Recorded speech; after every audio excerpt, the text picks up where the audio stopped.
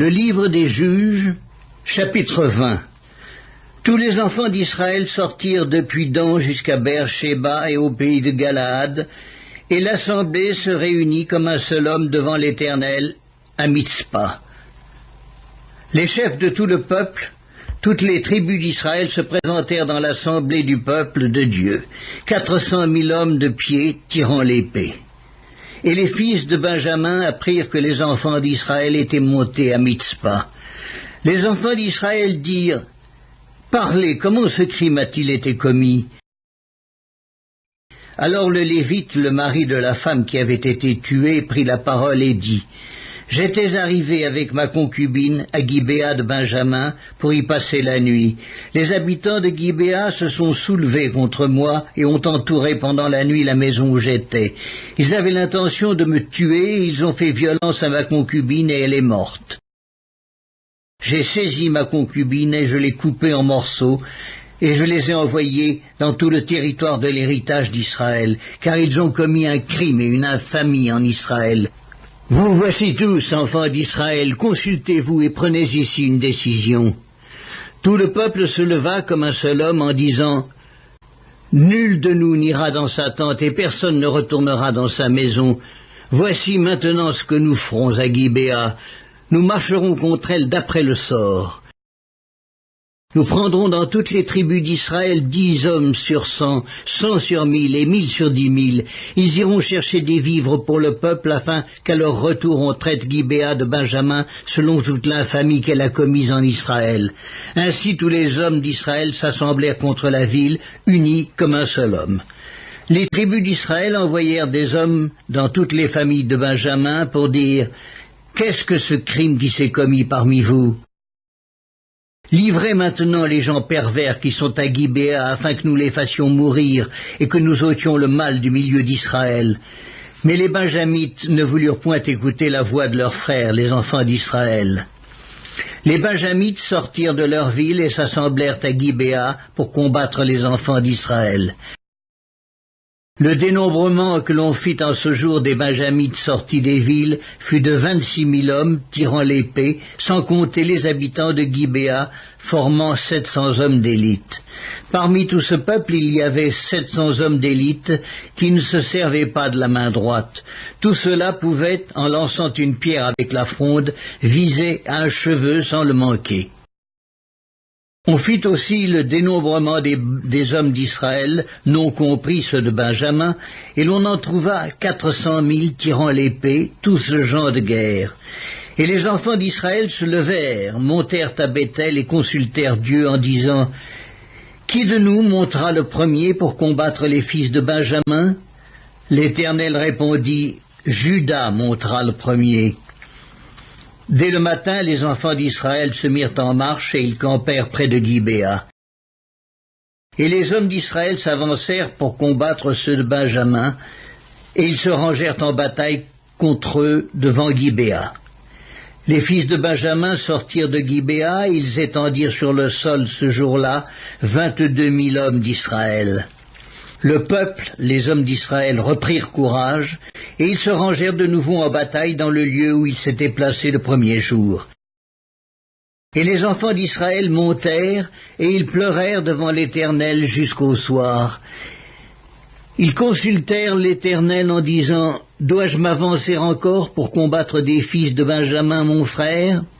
L'Éternel répondit, « Montez contre lui. » Les enfants d'Israël s'avancèrent contre les fils de Benjamin le second jour. Et ce même jour, les Benjamites sortirent de Gibéa à leur rencontre, et ils étendirent encore sur le sol 18 000 hommes des enfants d'Israël, tous tirant l'épée.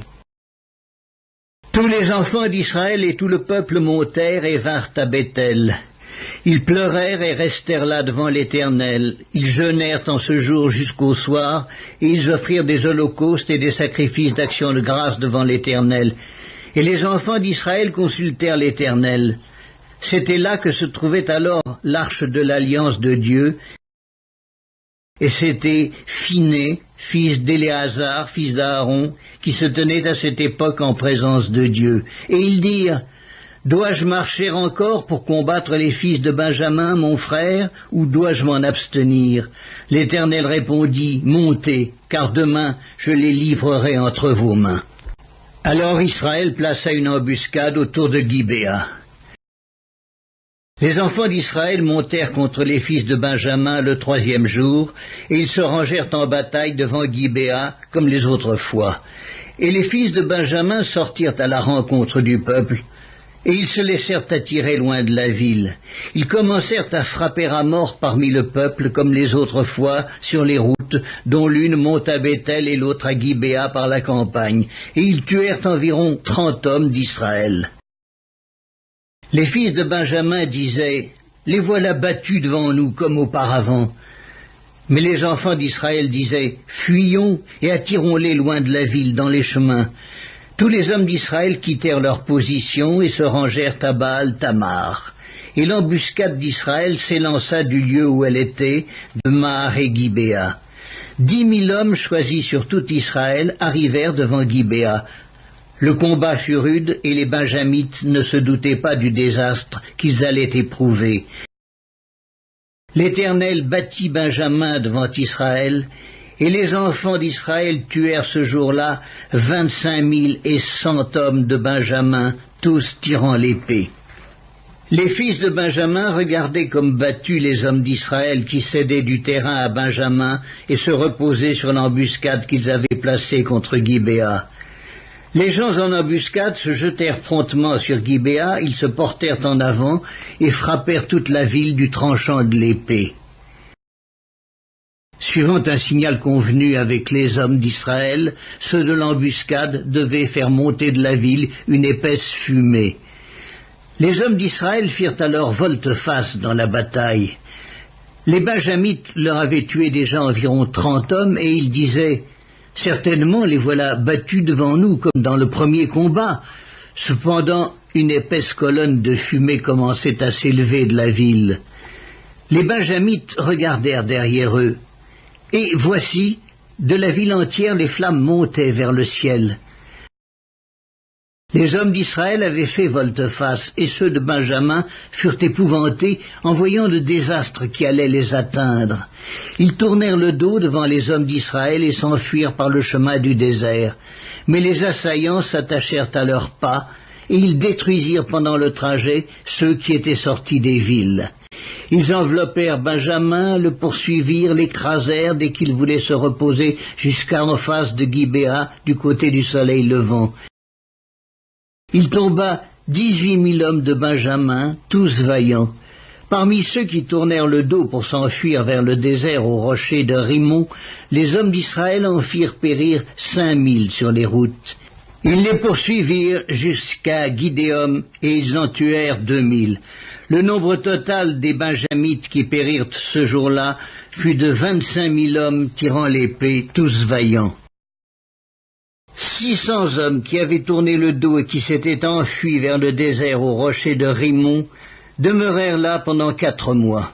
Les hommes d'Israël revinrent vers les fils de Benjamin, ils les frappèrent du tranchant de l'épée, depuis les hommes des villes jusqu'au bétail, et tout ce que l'on trouva. Ils mirent aussi le feu à toutes les villes qui existaient.